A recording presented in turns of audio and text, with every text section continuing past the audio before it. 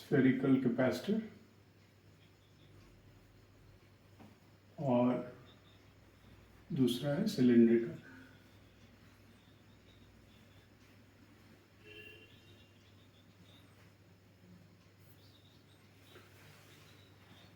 तो हम इस सीरीज में स्फेरिकल कैपेसिटर का डेरिवेशन करेंगे और लाइकवाइज आप लोगों के लिए होमवर्क रहेगा सिलिंड्रिकल कैपेसिटर को खुद से करने का, और यदि कुछ दिक्कत आती है तो फिर let me know in the comment section and I will drive it for you in the next class. आप लोगों के लिए इसका हम लोग होमवर्क के तौर पे आई give you the suggestions as to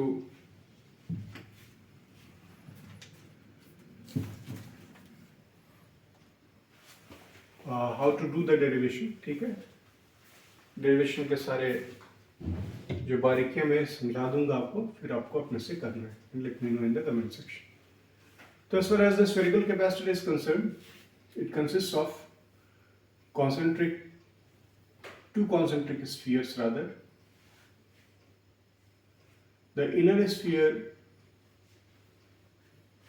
contains positive charge and the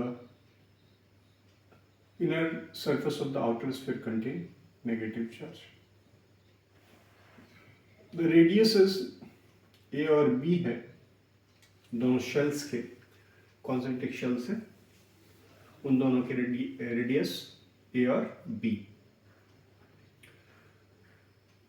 तो जनरली जब कैपेसिटर का हम डेरिवेशन करने जाते हैं तो what are the steps that we follow. सबसे पहले हम पोटेंशियल डिफरेंस, मान लीजिए एक पॉइंट यहाँ पर P है, ये पॉइंट Q है, तो P से Q तक हम पोटेंशियल डिफरेंस निकालेंगे, that is Vp minus VQ निकालेंगे।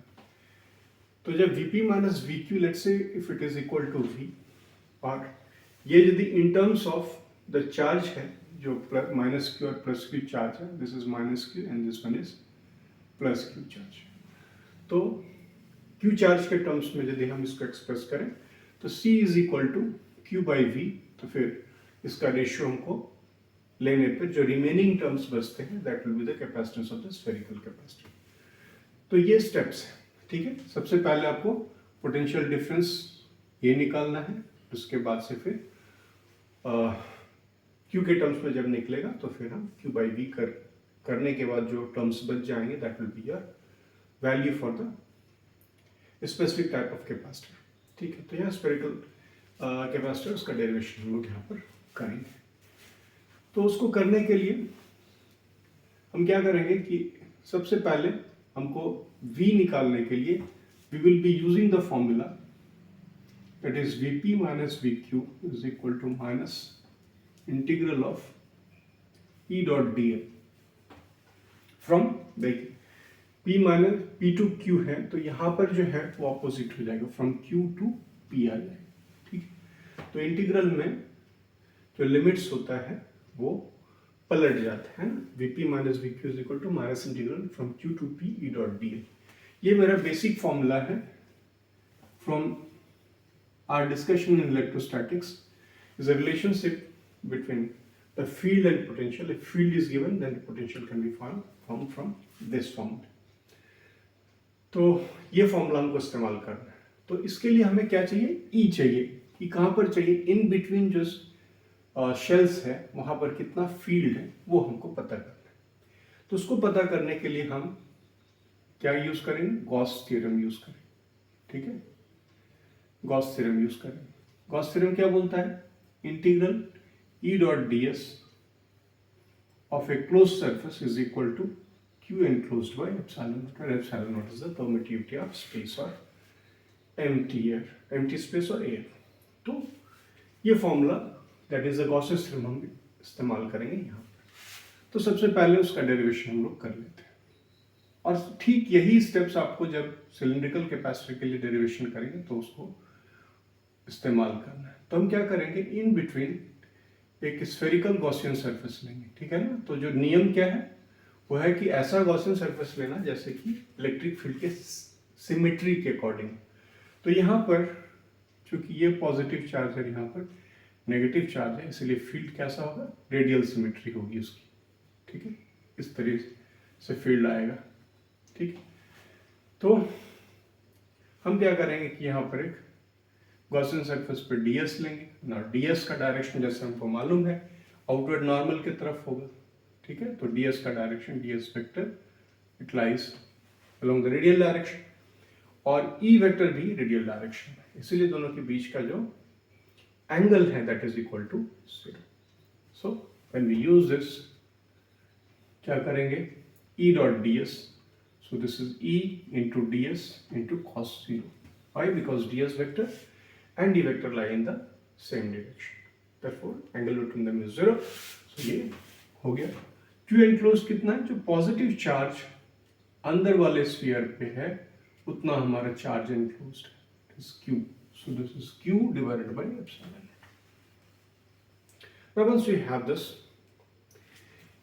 इस गॉसियन सरफेस पर E का वैल्यू जो है, ठीक है, कहीं भी ds ले लीजिए इस गॉसियन सरफेस पे, तो जो E का वैल्यू है that will be constant. So for this surface, Gaussian surface, ठीक है, E कांस्टेंट है, E को बाहर निकाल लेते हैं और इंटीग्रल ds मेरा हो गया Q divided by epsilon. So we have E is equal to Q divided by, E into close surface क्या है, एक स्फीयर है ना, तो इसका यदि हम x ले लेते हैं radius, then this becomes 4 pi x square is equal to q by epsilon naught. So E is equal to q by 4 pi epsilon naught into x square. तो ये एक पॉइंट चार्ज की तरह मेरा फील्ड होगा, और गॉसेस थ्योरम का revision भी इस मेथड से हम कर पा रहे हैं। तो इसके अनुसार क्या है कि E will be just as if the entire Q charge is concentrated at its center as a point charge. तो जो फॉर्मूला मिलेगा मेरा, that same formula we have derived from the Gauss's theorem. So this is our E. So once we know the value of E, then we can use this E for determining the potential difference between P and Q, Vp minus Vq.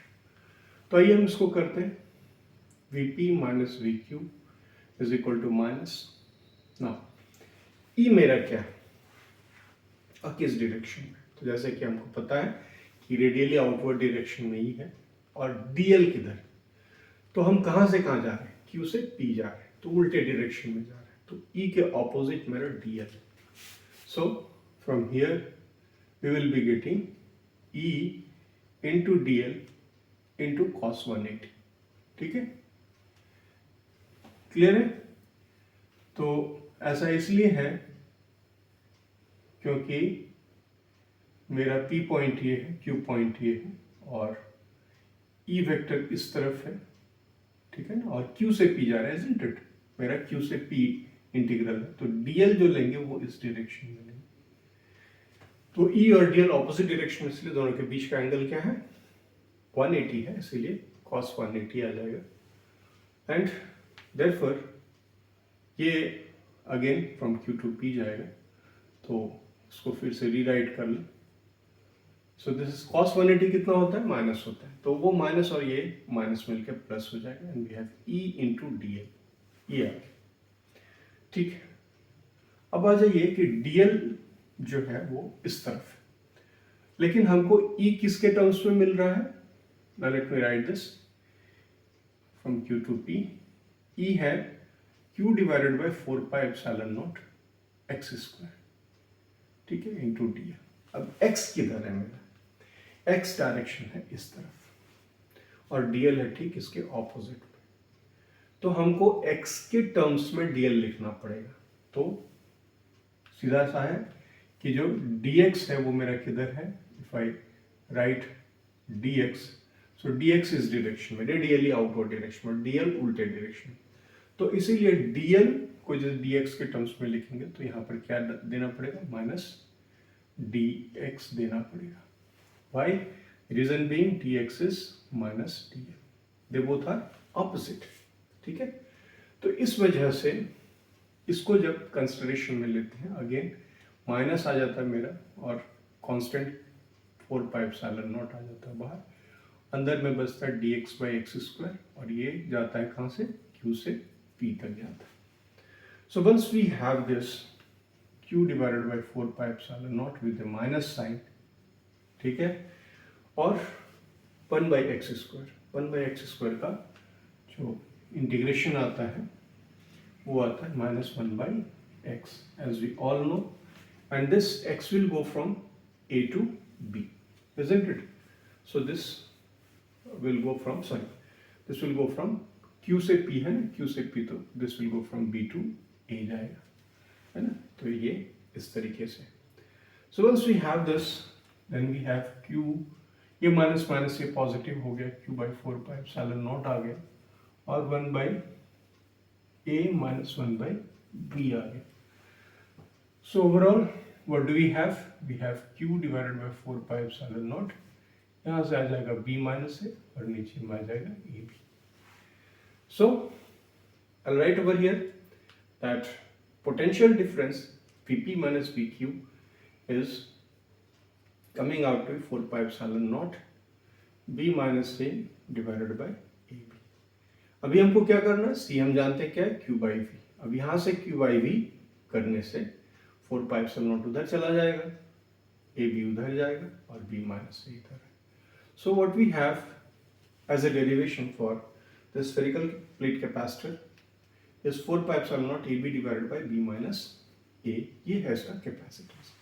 तो likewise एकदम similarly आप cylindrical के लिए भी derive कर सकते हैं using the same technique. ठीक है, मैं आपको डायग्राम ड्रॉ करके बता देता हूँ किस तरीके से करना है. और as I said in the beginning, it will be a homework for you. If you are unable to do it, or if you have some doubt, आपको यदि कुछ परेशानी है तो हमको कमेंट सेक्शन में let me know, I'll do it in the next class. तो यहाँ पर सिलिंड्रिकल के केस में जो आता है, मैं सारी चीज़ें समझा देता हूँ आपको कैसे करना है इसको, और अकॉर्डिंगली आप इसको करिएगा तो आराम से हो जाएगा. सेम स्टेप्स फॉलो करने हैं जो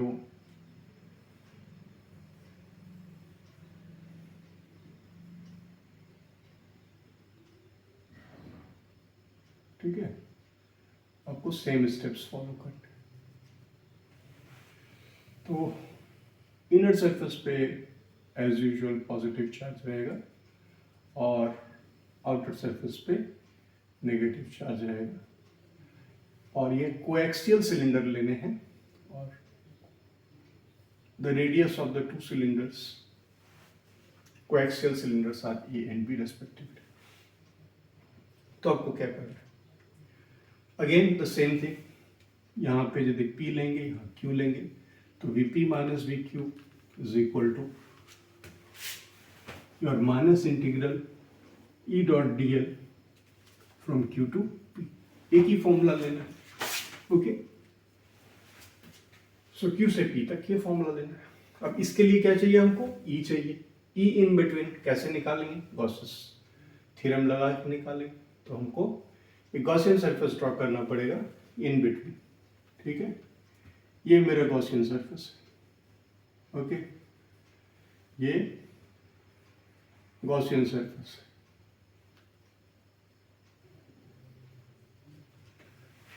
और इसमें क्या करना है, कौन सा फॉर्मूला लगाना है, गॉसेस थ्योरम लगाना है. That is E dot ds integral और a closed surface, Gaussian surface S. This is my surface S. So this is equal to Q enclosed divided by epsilon. तो चूंकि पूरा enclose कर रहा है मेरा inner surface, इसलिए Q enclosed कितना हो जाएगा, Q हो जाएगा divided by epsilon naught हो जाएगा. तो यहाँ पर E डॉट ds में अभी ds क्या है, ds कैसा लेना है. ठीक है, तो ds के 3 हिस्से करने हैं. ठीक है, एक हिस्सा ये वाला है, फ्लैट अपर फ्लैट सरफेस S1, और दूसरा हिस्सा S2 नीचे वाला फ्लैट सरफेस, और जो कर्व सरफेस है वो S3. तो इसको 3 हिस्से में इंटीग्रल को बांट देना है, S2 प्लस S3. ठीक है, E डॉट ds सब में रह जाएगा, है ना. इस इंटीग्रल को 3 हिस्से में हम बांट देते हैं and the total is equal to Q by epsilon naught. So S1 में क्या हो जाता है, S1 जो है कहीं पर भी इस फ्लैट सरफेस में डेल्टा एस यदि लेते हैं, ds लेते हैं, तो ये वेक्टर किधर होगा, ऊपर होगा, और इससे पास करता हो, देखिए जो सिलेंडर में है ये वेक्टर किधर है, रेडियल डायरेक्शन में। तो रेडियल डायरेक्शन में रहने से क्या हो जाएगा कि ये इस प्लेन में है और फील्ड ऊपर है, दोनों के बीच में 90 डिग्री। सिमिलरली S2 के केस में भी वही हो जाएगा, ds वेक्टर आपका नीचे होगा और E जो है वो रेडियली इस प्लेन में रहेगा, है ना, इस प्लेन में। तो this entire plane is perpendicular to this ds, therefore यहाँ पर भी आपका 90 डिग्रीज एंगल बना रहा है ds और E के बीच में। EDS के बीच में 90 डिग्री एंगल बनाने के लिए क्या हो जाएगा, this will become 0, this will also become 0। Why? Because E is perpendicular to ds, same E is perpendicular to ds। तो हमको सिर्फ S3 वाला रह जाएगा, कर्व सरफेस वाला।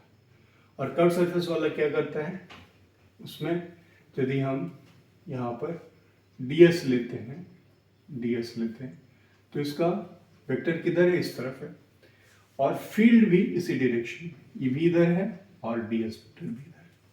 सो the angle between them is 0, therefore E into ds into cos 0, ठीक है, cos 0, this is equal to q by epsilon naught. ये इंटीग्रल हो जाए over surface S3, S1 S2 cancel हो चुका है। तो अब E लाइकवाइज इस गॉसियन सरफेस जो है, कर्व सरफेस पर जो E है चारों तरफ कांस्टेंट, क्योंकि एक ही रेडियस में, ठीक है, और इस गॉसियन सरफेस का यदि रेडियस हम x ले लेते हैं तो E बाहर हो जाएगा, इंटीग्रल ds बचेगा ओवर S3। तो S3 का पूरा इस गॉसियन सरफेस का कर्व सरफेस कितना हो जाएगा, 2 पाई x इंटू l, ठीक है, 2 पाई x into l is the curved surface area, है ना। गॉसियन सरफेस S3 जो है वो कर्व्ड सरफेस है। This is equal to q by epsilon naught. So we have E is equal to q divided by 2 pi epsilon naught L into x. So this is our field in between, ठीक है। अब इस field को इस्तेमाल कहाँ करना है, इस फॉर्मूले में करना है, और आपको निकालना है क्या, कैपेसिटेंस निकालना है। जस्ट सिमिलरली हम आधा डेरिवेशन कर दिए हैं, तो जैसे हम स्फेरिकल के लिए किए थे ठीक उसी तरीके से हम सिलेंडर के लिए भी करेंगे। बहुत थोड़ा काम बाकी बचा हुआ है, तो एज ए होमवर्क हम इसको आपके ऊपर छोड़ते हैं। और यदि आपसे कोई दिक्कत महसूस करते हैं तो लेट मी नो, और मैं अगले लेक्चर में उसको एड्रेस कर दूँ। तो बहुत ही सिंपल है। उसके बाद से जो डिफिकल्ट पार्ट था गॉसियस थ्योरम वो अप्लाई करके ई वेक्टर हमने निकाल दिया। तो उसके बाद से आप कर लीजिएगा एज ए होमवर्क।